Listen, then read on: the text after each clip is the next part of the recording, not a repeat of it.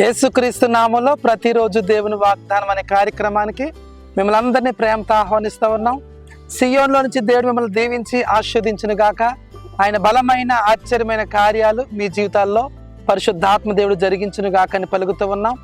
దేవుని అద్భుతాలు ఆశ్చర్య కార్యాలు మీ పట్ల జరిగించబోతున్నాడు దేవుడు. ఎలా ఉన్నారని అందరూ బాగున్నారా? ప్రతిరోజు ప్రార్థన చేసుకోండి, వాగ్దానాలు ఎత్తుపట్టి ప్రార్థన చేయండి. తప్పక దేవుడు మీ పక్షాన అద్భుతాలు ఆశ్చర్య కార్యాలు జరిగిస్తాడు.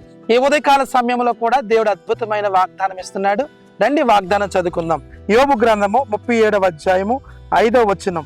మనము గ్రహింపలేని గొప్ప కార్యములు ఆయన చెయ్యును. హల్లెలూయా. అద్భుతమైన వాగ్దానం ఈ ఉదయకాల సమయంలో ప్రభువారు మనకి ఇస్తున్నాడు. మనము గ్రహింపలేని గొప్ప కార్యాలు దేవుడు చేయబోతున్నాడట. దేవుని బిడ్డలారా, ప్రతి వారికి ఒక ఆశ ఉంటాయి.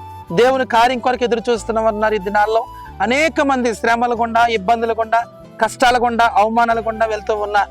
అయితే దేవుని కార్యం కొరకు మీరు కనిపెడతా ఉన్నారు. చాలా మంది వివాహమై గర్భఫలం లేక, చాలా మందికి వివాహం జరగక, అప్పుల్లో ఉన్నవారు, కష్టాల్లో ఉన్నవారు, ఉద్యోగం రాక, ఎన్ని పరీక్షలు రాసిన, ఇంటర్వ్యూలో పాస్ అవ్వక, రకరకాల సమస్యలతో మీరు బాధపడుతూ ఉన్నారు. అయితే దేవుడి రోజు అద్భుతమైన వాగ్దానం ఇస్తూ ఉన్నాడు. మనము గ్రహింపలేని గొప్ప కార్యాలను చేయబోతున్నాడట. ఇంతవరకు నువ్వు ఊహించలేదు, నువ్వు అనుకోలేదు, ఎప్పుడు కూడా తలచుకోలేదు. అలాంటి గొప్ప కార్యాన్ని పరిశుద్ధాత్మ దేవుడు మీ పక్షాన దేవుడు జరిగించబోతున్నాడు. యోబు ఎప్పుడు కూడా గ్రహించలేదు, అనుకోలేదు. అలాంటి గొప్ప కార్యాన్ని యోబు జీవితంలో రెండంతలుగా దేవుడు దయచేసిన దేవుడు. దావీదు ఎప్పుడు అనుకోలేదు అంతటి రాజుగా మార్చబడతాడని. అలాంటి గొప్ప కార్యం చేసిన దేవుడు.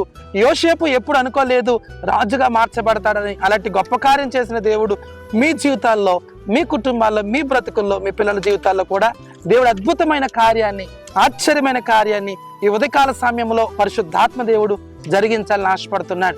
ఎక్కడెక్కడ ఉండి వాగ్దానం వింటూ ఉన్నారో, ఈ మాటలు వింటూ ఉన్నారో, ప్రభు మీతో మాట్లాడుతున్నాడు, మీ గురించి మాట్లాడుతున్నాడు. మీరు గ్రహింపలేని గొప్ప కార్యాలు దేవుడు ఈ సంవత్సరంలో మీ పక్షాన జరిగించబోతున్నాడు. గనక ఈ ప్రార్థనలు ఏకీభవించండి. మీరు అనుకోలేని, గ్రహించలేని గొప్ప కార్యాలు పరిశుద్ధాత్మ దేవుడు మన పట్ల జరిగించును గాక.